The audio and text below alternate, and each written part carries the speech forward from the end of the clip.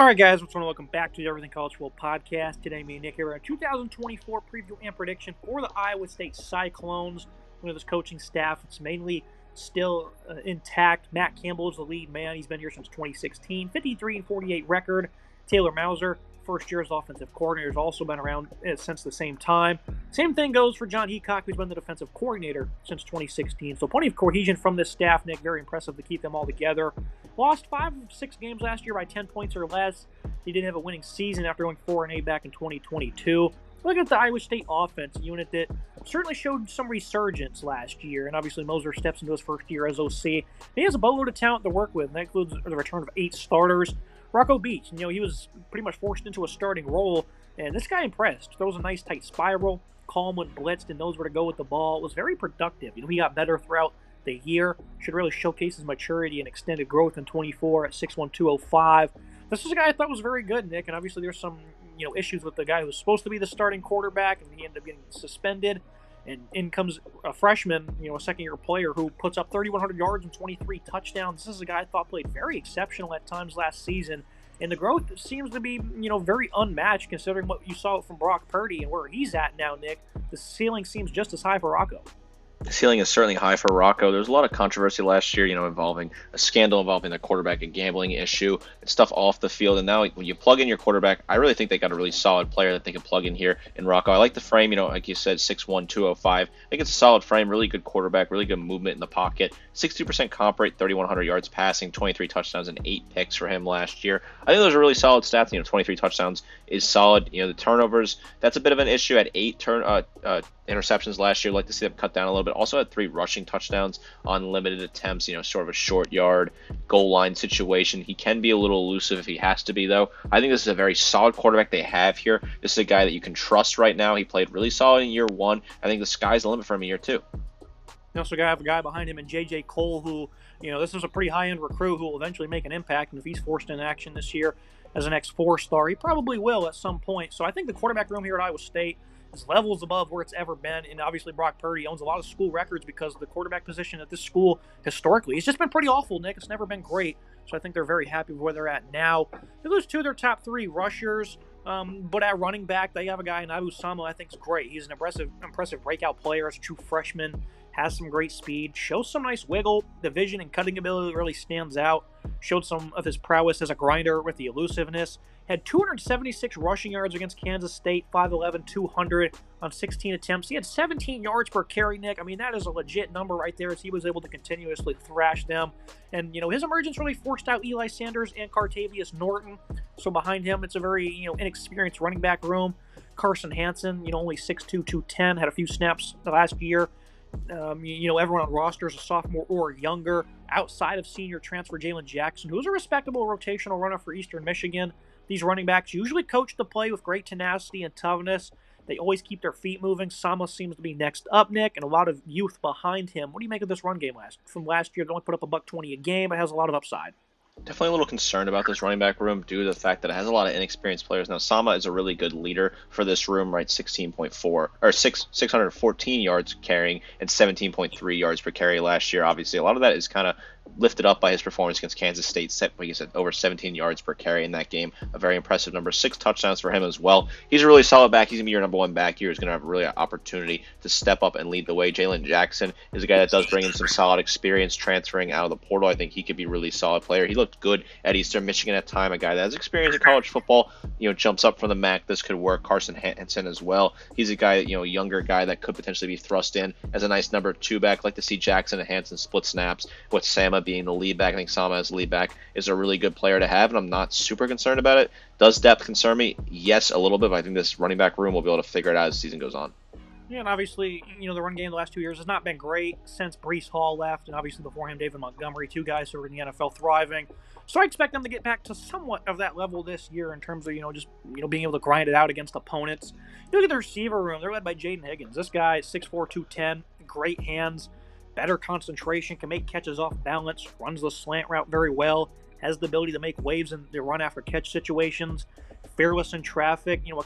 Coveted against, he's very good against press man, a really good player overall. I think Higgins is going to be a real breakout player in this conference after he already was last year, nearly 1,000 yards.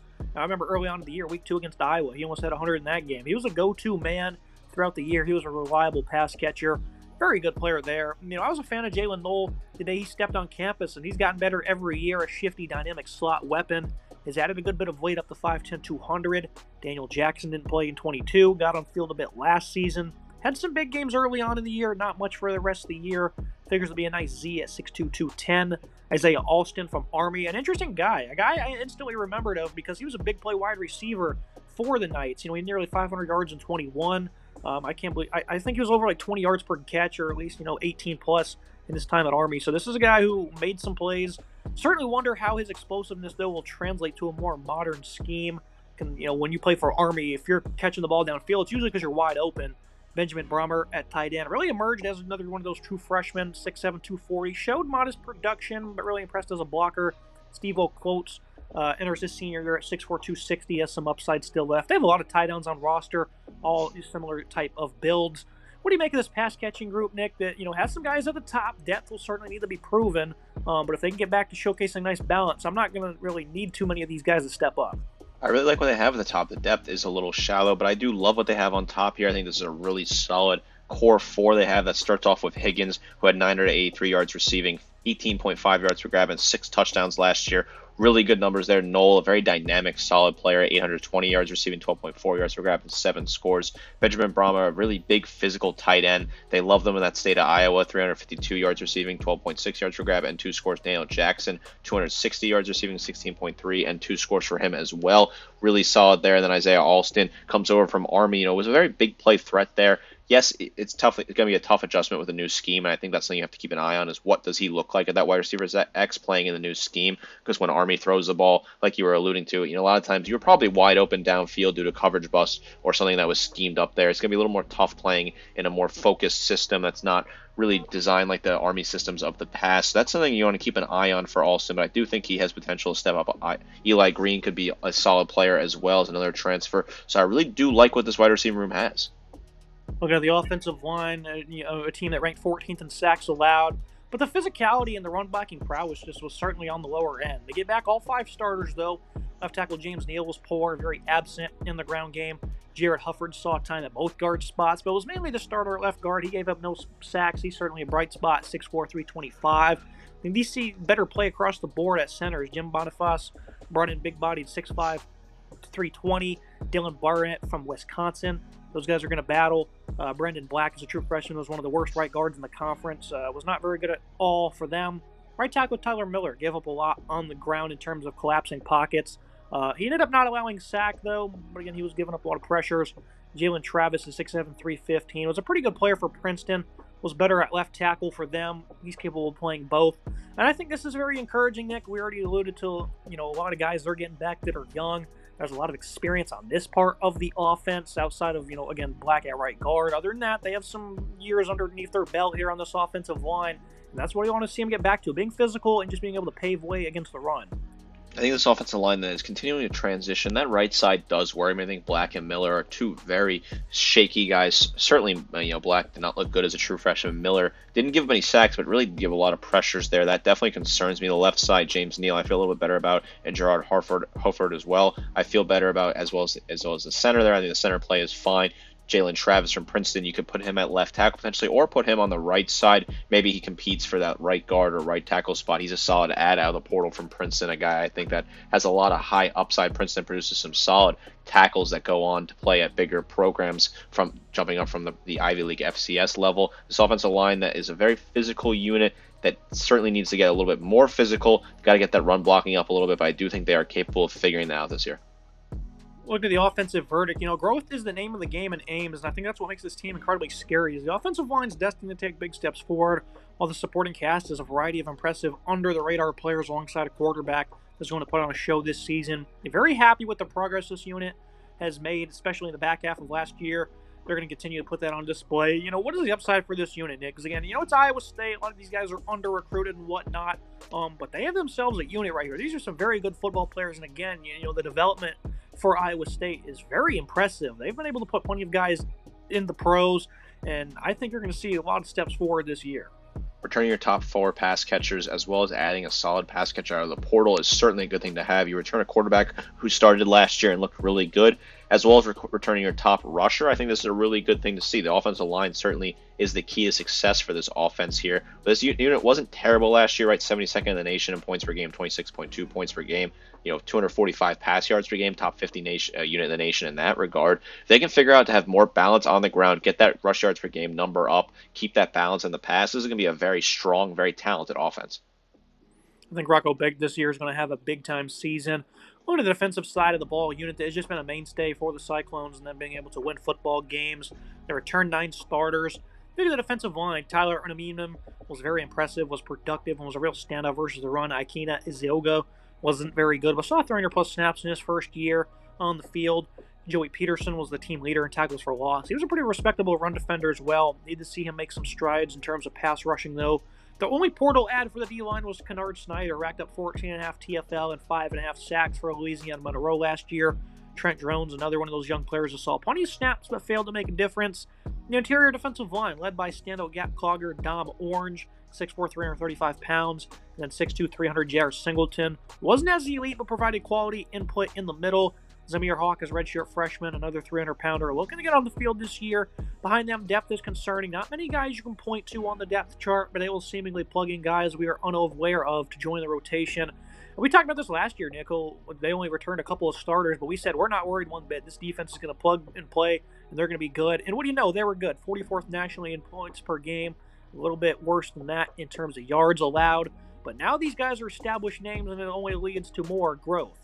A lot of production expected out of this unit that returns a lot of guys who really had good starts to their career last year. Dom Orange, 16 total tackles, 2 tackles for loss, a really good player that plugs those holes really solid in the middle. J.R. Singleton, 22 total tackles, 3.5 tackles for loss, 3.5 sacks for him. Joey Peterson, 39 total tackles, 7 tackles for loss, 2.5 sacks. I like to see him step up this year. I think he's a really solid player that you move around, you play him off that edge there. A really good player in general for this defensive line. Tyler Onedium, 42 total tackles, 6.5 tackles for loss, 2 sacks for him. Really solid numbers. He can really, if he finds a way to get after the quarterback this year and have higher production in terms of sacks, I think this team is going to be really strong. The sack production is what worries me. They didn't really have a whole lot of sacks last year. They got to find a way to get more sacks. They were solid in getting tackles for loss, but they were lacking on those sacks. They return enough guys, though. I think they can find that production.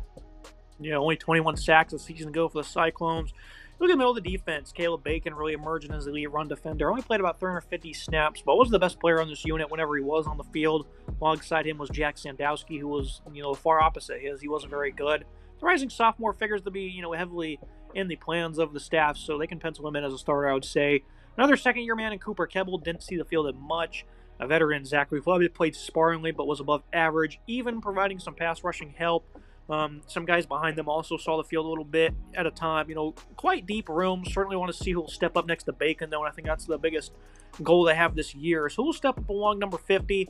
And again, I think it's pretty deep in terms of, experience for some of these guys, at least for what they were able to accomplish last year in terms of playing time, because you still do have 2 true sophomores. They're probably going to be battling next to Bacon. So a relatively young room, Nick, but that's exciting. Again, we just keep alluding to how they're able to develop guys on this football team, and that goes for these 2 sophomores, Sandowski and Ebel.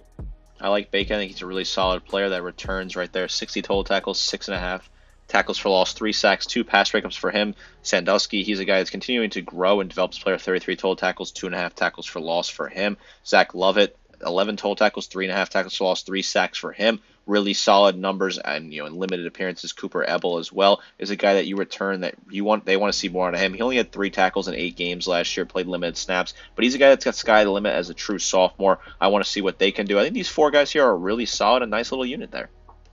You look at the back part of this defense, a secondary that was 73rd in yards per game allowed. They were able to snag 16 interceptions. I absolutely love what they returned. Miles Purchase was a tremendous player as a cornerback, too. He'll need to keep improving technique and physicality, but showed a great knack for knocking away the football. 5'11", 205. He can really climb draft boards this year. Jontez Williams will likely step into the other cornerback role. Didn't make much of a statement in any particular category, but did miss no tackles and 200-plus snaps. The veteran and Darian Porter, they feel comfortable in as his backup. Plenty of youth behind them in the likes of Cam Smith and Quentin Taylor. You look at the safety group. It's led by one of the nation's most efficient tacklers, Bayou Freiler. showcased high-end physicality and more than capable athleticism and coverage. Malik Vernon was another crucial piece to the secondary. Heavy presence and run support was a good coverage asset as well. Those 2 interceptions he had being very important ones in close games. And I know I sound like a broken record at this point, but the last starter here in Jeremiah Cooper was elite in his first year as a starter. It was pure opposite of his teammates as he struggled against the run, though, and missed a lot of tackles. Had 5 picks and 10 pass breakups. I think they can contend as one of the nation's top secondaries in FBS, and that includes the loss of an NFL draft prospect in TJ Tampa. Nick, what do you think of this secondary? One that, they only gave up 300-plus yards only twice last year, one of them being in the bowl game, in conference play. They were tough to crack. This is a secondary that only gave up a 56% opponent completion rating. I think this is a tremendous unit with plenty of versatility in the back end. I love this unit. This is a fantastic unit that has so many talented players. Miles Purchase, 56 total tackles, 5 tackles for loss, 15 pass breakups, an incredible number to return there. Jeremiah Cooper, 45 total tackles, and you allude to the 10 pass breakups, the 5 picks, including a pick 6 in there. Really solid. Jontez Williams, he had 3 pass breakups in limited snaps and 6 tackles. He's a guy that you want to see break out as a backup there. Will McLaughlin's a really solid player as well for this team. Mark Verdon, 47 total tackles, 4 pass breakups, 2 picks for him. Bo Freiler, 107 total tackles, your top returning tackler, 6 pass breakups, 3 picks for him as well. Really great depth here, a lot of really talented players. This is a great unit that has a lot of guys that return. They return a lot of production in coverage. They return a lot of guys that have really solid numbers in terms of interceptions as well, and a lot of nice tackling statistics. This is a very strong secondary. We'll get the verdict for this defense. John Heacock has done a magnificent job with this 4-2-5. He's one of the best in the country at running this scheme. And 2024 is shaping up to be a big year with some nice big bodies in the middle, up front, pass rush that's likely to take some steps forward, linebacking core with lots of youth, and a secondary that I would say is borderline elite. I love this defense that they play with great discipline and energy. They're going to take some massive steps this year. Look at the schedule and the final prediction for Iowa State. Once again, development has always been crucial for this program, but this time around it looks like they have some impressive talent across the board. Offense is a quarterback in Rocco Beach who will continue to build off a breakout season. With a nice supporting cast with all 5 starters back up front, this should improve. Defense, I think, will be top 10, top 15 nationally as a unit. Only concern is if this run game doesn't show physicality, they could have some real issues. It'll cost them in some of these conference games. I think this team's going to be great this year, Nick, and obviously my prediction only has 8 wins, and for a program like Iowa State, that's great, but they're capable of winning this conference. I wouldn't be shocked if they do one bit at Iowa. That's going to be a tough one to go and beat your rival in, but one that's been close many times over the past couple of years. At Kansas, I think, the versatility of that offense will certainly take some shape, and I think they have the cornerbacks that can make some plays against Iowa State's passing attack. They'll put the Jayhawks ahead in that one. At Utah, that's going to be a fun chess match, Nick, watching the physicality of those 2 teams. And then Kansas State, I have them showing up to Ames and getting some revenge from last year, another game that could easily go in Iowa State's favor, though. 8-4 for me, 9-3 for you. I'm rooting for this team to, potentially win this conference or at least make the championship. I'm hammering her over at 7.5 wins, Nick. I consider it a lock.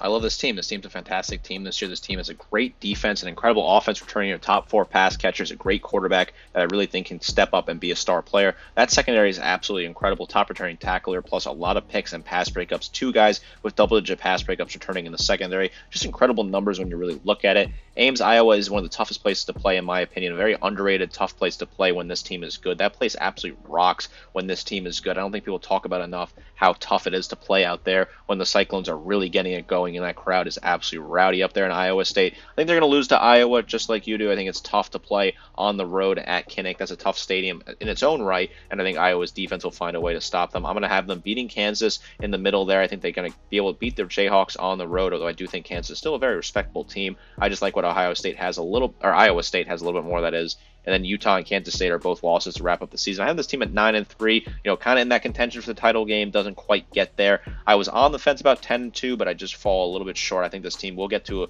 a high-end bowl game, go win that bowl game, get a 10-win season for Matt Campbell, who was one of the hottest names in the coaching tree back in 2020 when he went 9-3, won the Fiesta Bowl, finished top 10 in the country. Then they kind of fell off a little bit in 2021, had a bad year in 2022, back to 7 wins in a bowl game in 2023. He got his name a little bit higher there. In the past, he's offered a deal by the Lions. He was a very popular name. I think he's the right man to continue to lead this team. He's turned this program a whole lot of nothing. They don't recruit a lot of talent at all, but they continuously send guys to the NFL, including TJ Tampa this past year. I like what they're building out there in Ames. The work is continuing to get done. I love what this team can do this year.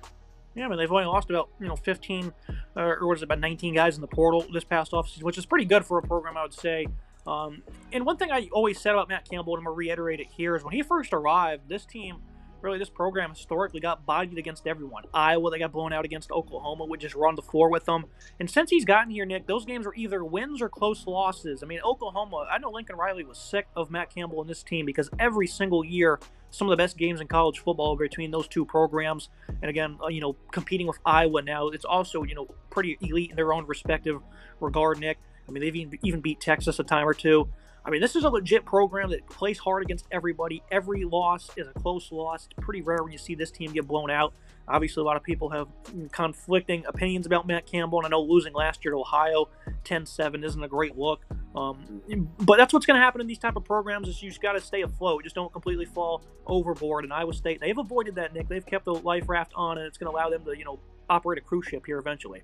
I definitely agree. This is a program that you had to build the culture, build from the ground up. This is a team that used to have a flashy upset here and there, but they'd really get run over by most teams, and they were just a kind of forgotten team in the grand landscape of college football. Now they're not a forgotten team. This is a team that had a great season a couple of years ago, like I mentioned previously in 2020, when at 9-3. This is a team that has had multiple 8-win seasons here, multiple 7-win seasons as well. They've played in bowl games in all but 2 years of Matt Campbell's tenure. So he's turned this team into a program that you got to keep your head and focus on when you're playing them. They're not a pushover anymore, and I really like the direction. And this is a team that is fun to watch. I like checking this team out. I root for this team to succeed, and I hope they continue to do so. For today's episode. As always, Nick, appreciate you joining me breaking down the Cyclones. Looking forward to watching this team this year. Make sure you guys like, comment, subscribe. See you next time.